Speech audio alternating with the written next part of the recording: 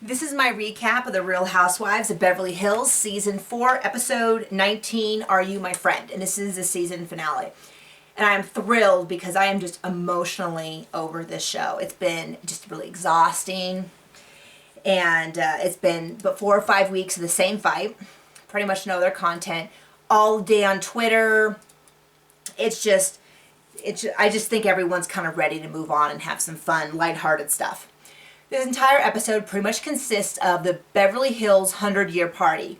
And rather than just go scene by scene, I'm going to kind of go interaction between different characters.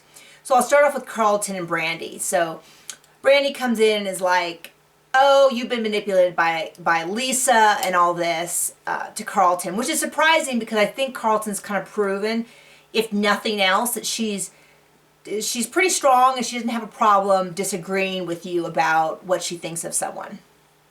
So she has this long history of, she didn't like Kyle. Even when people that liked her said, hey, Kyle's not so bad, she's like, too bad, this is how I feel. So for Brandi to kind of say, oh, well, Carlton, you've fallen under Lisa's spell was kind of insulting. Now, Cam apologized to Ken, and Ken blew her off a little bit. I'm not going to say a whole lot about it because this has been kind of a brutal whole experience for Ken and Lisa, but I will say kudos to Kim for apologizing. What she said was pretty hurtful, so good for her, and hopefully Ken and her eventually Ken can kind of forgive her for it. I don't think it's a huge deal that he didn't fawn all over her apology, but he probably could have acknowledged it a little bit more and been a little bit more gracious. Now, Brandi and Lisa. So Brandi has, for weeks and weeks and weeks, been saying that Lisa is the Bobby Fischer. She's manipulative. She's controlling. She gets people to do things. She's the puppet master. All these things, which are all pretty awful things if they're true. And then in this episode, Brandi's like, oh, if we could just talk for a few minutes, everything would be fine.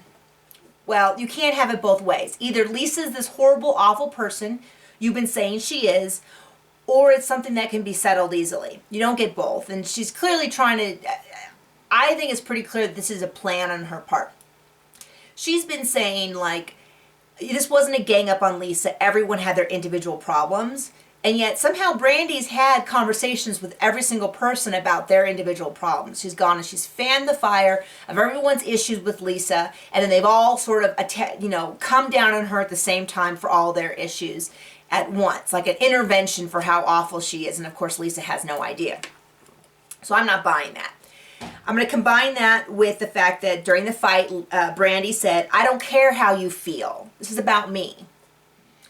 That to me is a real indication that she's right. It's not about Lisa. It's about Brandi.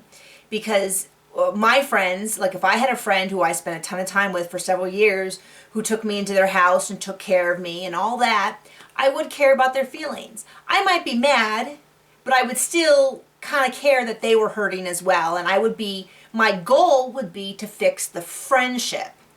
Okay? When you're out there to win your side, then you're not really thinking about the friendship. And that's just a mature thing. I mean, I think anybody who has friends will tell you that you have to value the friendship and the other person even when you're fighting. And lastly, this is the episode where Brandi says, checkmated you, bitch. And they cut it out of the final episode, but everyone's confirmed this is where it happened. And to me, that sort of is the nail in the coffin, although this coffin has been closed for a while. This is the nail in the coffin that says this was about Brandi winning. This was about Brandi feeling that she won over Lisa. This wasn't about settling a friendship or repairing a friendship, any of that. When you feel like you won when the other person is devastated, that's not healthy. That's not a friendship. So there you go. I don't really want to talk about Brandi anymore. Obviously, this worked for her. She's going to be on Celebrity Apprentice, and she's on Watch What Happens Live. I have no interest in her. Done. Now, Kyle and Lisa. And I've been trying to figure out where Kyle's at, because for several episodes, it's really clear that she's devastated when Lisa walks away. She doesn't want Lisa to walk away, and yet she keeps going after Lisa. So I've been trying to kind of figure out what's been going on. And I've recognized something, I think, this is all my guesses, but I recognize something in her that I think I've recognized in my own life.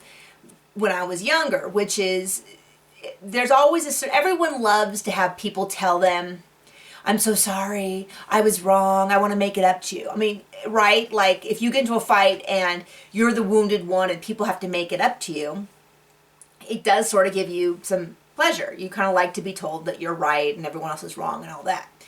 The problem is that in order for a friendship to stay healthy, you have to let things go. And I think Kyle's desire to have Lisa apologize and make it up to her is stronger than her desire to just repair the friendship with Lisa. So I recognize this in my own life. I'm definitely someone who would pout and sulk to try to get people to make it up to me. And you lose a lot of friendships because no one likes that. No, people don't like doing that. And one of the biggest things I've learned probably over the past 5 or so years is to let things go. Is that, you know, it's something in our marriage that my husband and I, we both do for each other, which is that if we get into a fight and I don't like the way he said something to me, if he says he's sorry, I say okay, and I don't get to keep going on about it. I don't get to just keep whining and whining about, well, this morning you snapped at me. I apologized. Okay. To let it go. And he's helped me learn that skill with other people. You have to, friendships are a lot of compromising, and part of that compromise is letting stuff go. So now that I think that's what Kyle struggles with, I now really understand. She really wants Lisa to make it up to her, and that's just not one of Lisa's strong suits. Lisa has kind of, you know, moved on, but Kyle wants to revisit the issue. And Lisa's definitely not a person who likes to backtrack and go over things again. So that's my opinion on Kyle. I don't think that means that she's a bad person. I think she's just kind of in her own way. She could probably repair a lot more friendships if she just let some stuff go.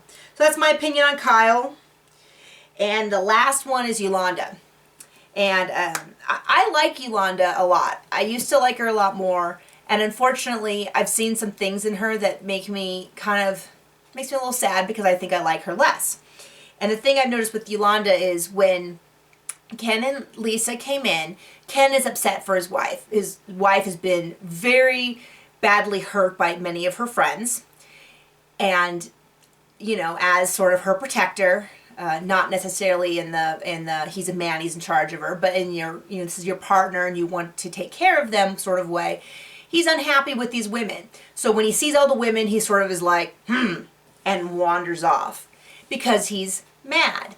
Now, Yolanda's interpretation of that is that Ken thinks he's better than everyone else. And who does he think he is to think that he's better than Yolanda?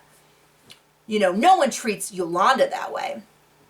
And I don't think that was the case at all. I think Ken was upset. And when I take that comment and I add it into a later comment where Ken says, you know, if David Foster was here, Yolanda's husband, if David was here, I would be talking to him. And Yolanda's like, he wouldn't be talking to you. He wouldn't, you know, I can't remember what she said, but, you know, he wouldn't lower himself to hang out with the likes of you.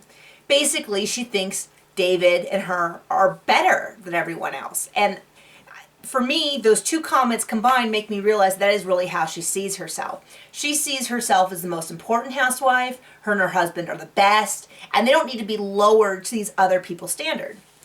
Now that was surprising for me because I consider all the housewives to be equal. They're all cast on the same show. They all have the same right to say, throw a party, talk about their opinion. I may like one of them more than the other, but they're not necessarily more important. They're all on the same show.